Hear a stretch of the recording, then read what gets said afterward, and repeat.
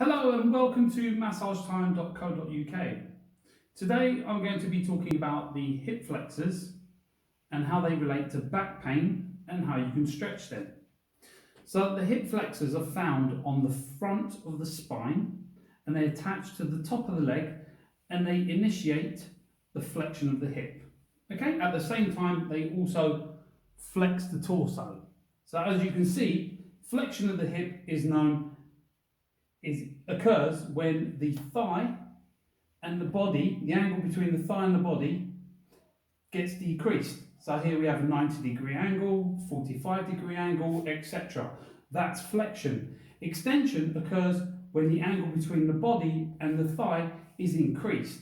So we're going from 90 degrees to 180 degrees, and then we're actually taking the leg backwards into an extension, and that's increasing the angle above 180 degrees. Okay, now the hip flexors in that position, when they tighten up, what they tend to do is they tend to curve the back into what we call an extension, okay? And that creates a lot of pressure in the low back and difficulty when standing up. So if ever you've been sitting for a long period of time, you're in a flexed position, so you shorten the hip flexors, and then as we go to stand up, we have difficulty straightening up the spine, and it takes us a few minutes, a couple of minutes just to get the body upright, move around, and that's basically because your hip flexors have gone into a little shortened, tightened position, and they need time to stretch out to get mobile so that you can walk around freely again. Just going to show you on the skeleton exactly where these hip flexors are located. So as we can see, this is a skeleton, and the hip flexors are located on either side of the spine, travel down the spine, attaching all along these spinal bones, the lumbar spine, and then they attach to the hip on the thigh bone at these little points here, okay?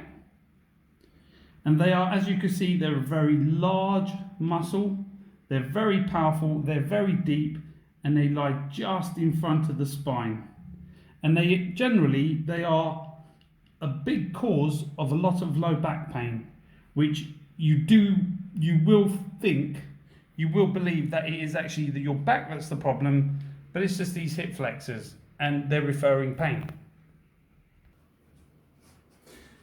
So why do the hip flexors refer pain to the low back?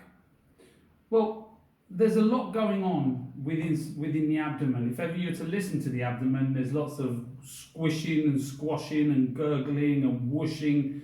So if we were constantly aware of our hip flexors, then all day long we'd be feeling these fluttering things going on the muscle, and we probably wouldn't be able to concentrate, we probably wouldn't be able to get on with life. If you just tickle your bicep, you can feel that you're tickling your bicep, and generally that's what's going on all the time on the hip flexors. So I believe they're actually quite silent to movements, and therefore when they are in trouble, when they're being stretched, we get a pain elsewhere. Part of the hip flexor groups is also another muscle called Iliacus, which actually starts from the front of the pelvis. And it pretty much does exactly the same thing, except it doesn't involve the low back. Okay, but it does attach to the same point and merges with the tendon of the psoas major. So we do have two powerful hip flexors lifting the leg, flexing the pelvis, and also flexing the spine.